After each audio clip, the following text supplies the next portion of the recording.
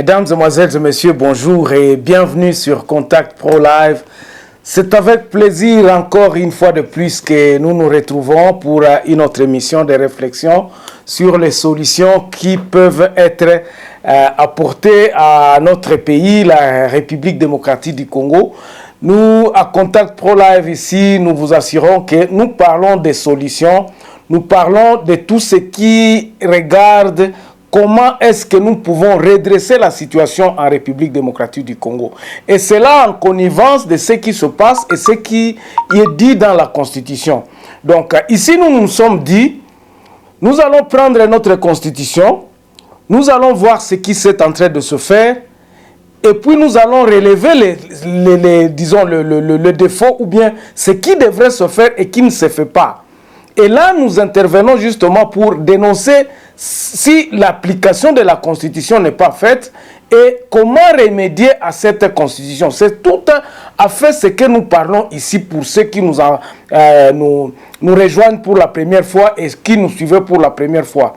Alors, avant d'aller un peu plus loin, nous avons vraiment besoin de vos abonnements.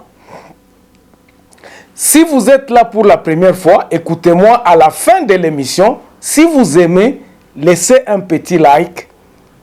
Abonnez-vous pour que vous m'encouragez encore à faire beaucoup de vidéos.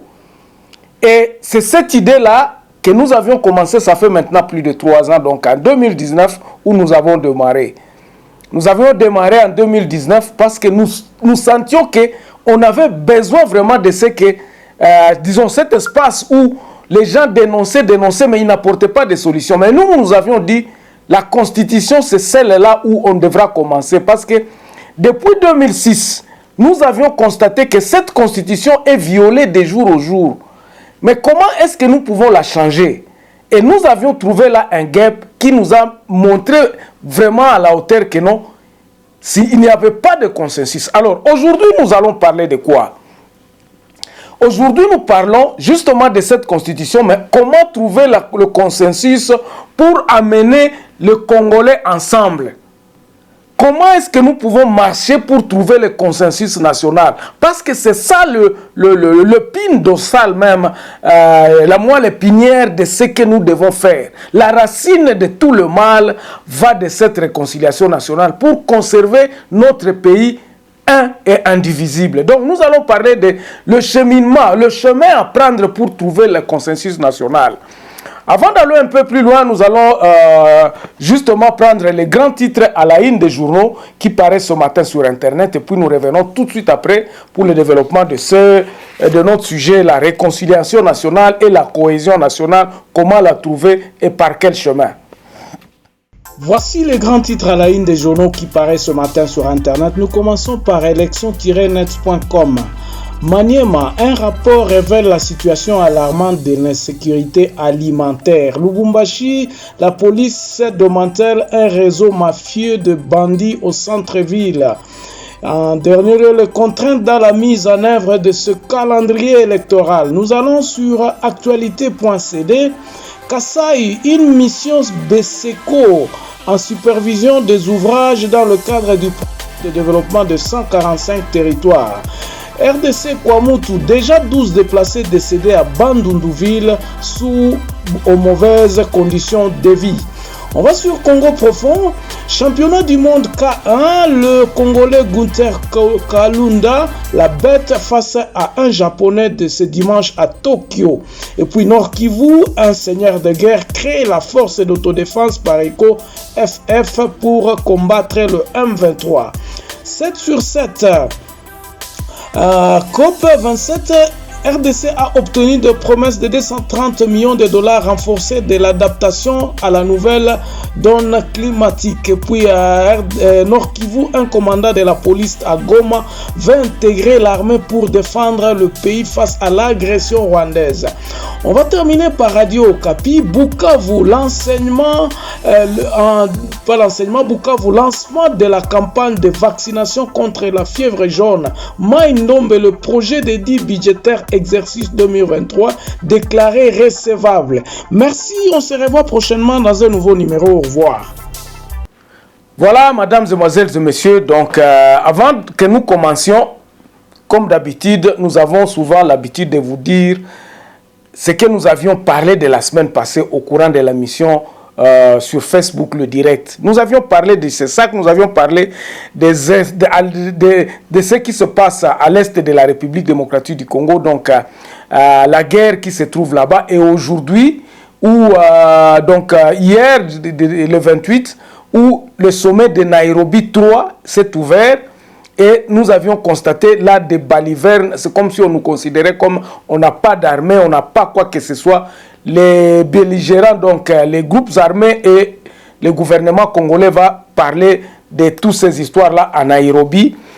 Et puis nous avions parlé des problématiques des élections. Vous allez voir que dans le sujet d'aujourd'hui, que nous parlons aujourd'hui sur la cohésion nationale et comment arriver à la cohésion nationale, nous allons résoudre certains problèmes, même les problèmes des M23, même les problèmes des groupes armés. Tout est classé dans la même marmite. Mais si nous appliquons cette solution que nous proposons aujourd'hui, le problème d'élection ne sera plus un problème. Les M23, nous allons les vaincre.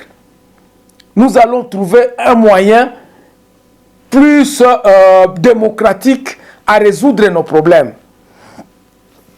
Et puis, nous avions parlé aussi des nominations qui a causé beaucoup de discordes, même dans l'UDPS. Nous avions parlé, qu'est-ce qu'il fallait faire. Et vous allez trouver encore une fois de plus, je vous rappelle que tous ces sujets ici se résument justement dans ce même sujet que nous traitons ici à Contact Pro Live, la recherche de la cohésion nationale et une solution globale. Alors, pour commencer, qu'est-ce que nous appelons la cohésion nationale ou bien la réconciliation nationale que beaucoup de présidents ont tenté d'expliquer?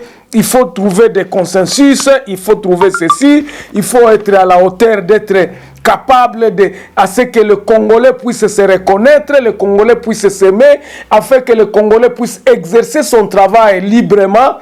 La cohésion nationale, les Moulouba, les Moukongo et tout ça doivent être, tous nous devons être dans un même pays. Mais d'entrée de jeu, je vais vous parler d'une chose, que le niveau à laquelle où nous sommes aujourd'hui, du tribalisme, du favoritisme, du népotisme, le Congolais s'est pratiquement réveillé et s'est mis à rechercher en se disant comment est-ce que moi je peux être esclave sur mon propre sol. Nous voyons des gens qui viennent, les autres qui s'enrichissent ici illicitement. C'est à cause justement de ce que nous avions raté la maîtrise de la gestion de cet État unitaire. Nous avions raté cette histoire-là, mes chers amis, parce que la gestion de cet État unitaire est définie dans la constitution que nous avions. Donc, même dans cette constitution, l'équilibre régional, l'équilibre, donc l'unité nationale, la cohésion nationale, tout est parlé dans la constitution. Mais comment elle ne s'applique pas? L'erreur vient d'où? Et nous avions beaucoup discuté avant que je ne vienne sur le plateau ici. Nous avions discuté avec des amis en disant ekouta wapi cohésion nationale na réconciliation nationale tokosala yango ndenge nini na modèle autocomi où les gens se disent les tribalistes, tout ça, les gens s'enrichissent illicitement, il n'y a pas de sanctions, on n'applique pas la loi constitutionnelle, la loi donc dans la justice, tout est à refaire. Le Congo aujourd'hui est à refaire. L'armée, l'administration, tout ça. On fait des projets, mais ça ne marche pas. On se bute toujours à ce que les gens qui ont cette opportunité, ils ne sont plus nationaux. Que faire, mes chers amis?